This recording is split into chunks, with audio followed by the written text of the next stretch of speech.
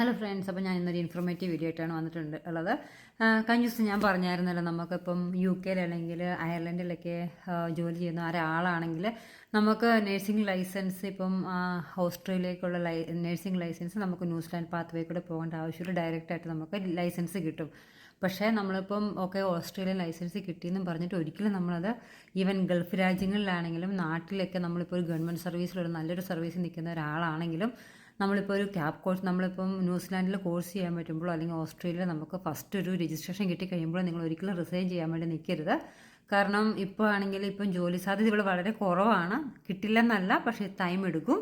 അപ്പോൾ നമ്മളിപ്പം പ്രോസസ്സിങ് ചെയ്യുന്ന സമയത്ത് നമ്മൾ ഒരിക്കലും റെസിഗ്നേഷൻ ചെയ്തിട്ട് അല്ലെങ്കിൽ ജോലി കളഞ്ഞിട്ട് ന്യൂസിലാൻഡിൽ പോയി കോഴ്സ് ചെയ്യാനോ അല്ലെങ്കിൽ ഇവിടോട്ടുള്ള പ്രോസസ്സിങ് നടക്കുന്ന സമയത്ത് ജോലി കളഞ്ഞിട്ട് ചെയ്യാൻ നിൽക്കരുത്. ജോലിയോടൊപ്പം തന്നെ വേണം നമ്മൾ ശരിക്കും പറഞ്ഞിട്ടുണ്ടെങ്കിൽ പ്രോസസ്സിങ് ചെയ്യാൻ.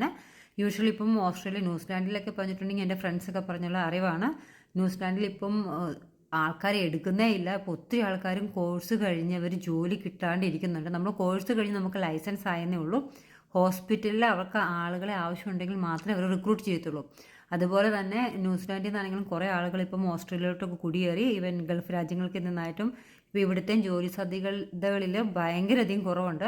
അപ്പോൾ നമ്മൾ അവിടുത്തെ ഇപ്പോൾ ഗൾഫിലൊക്കെ നല്ലൊരു ജോലി ഇരിക്കുന്ന ഒരാൾ ജോലി കളഞ്ഞിട്ടിടുമെന്ന് നോക്കിയിട്ടുണ്ടെങ്കിൽ നമുക്ക് നല്ലൊരു നഷ്ടം തന്നെ വരും. അതിപ്പോൾ ജോലി കളയാതെ തന്നെ പ്രോസസ്സിങ് ചെയ്ത് നമ്മുടെ വിസ കൈ കിട്ടിക്കഴിഞ്ഞിട്ട് മാത്രമേ നമ്മൾ കറണ്ടുള്ള ജോലി കളയാൻ പാടുള്ളൂ കേട്ടോ. ഇപ്പോൾ നമുക്ക് ഡയറക്റ്റ് ഓക്കെ ഞാൻ UK ഒരാളാണ്, അല്ല അയർലൻഡിലുള്ള ഒരാളാണ്, എനിക്ക് ലൈസൻസ് കിട്ടി, രജിസ്ട്രേഷൻ കിട്ടി, എന്നാൽ പിന്നെ അവിടുത്തെ ജോലി കളഞ്ഞേക്കാമെന്ന് വിചാരിക്കരുത്.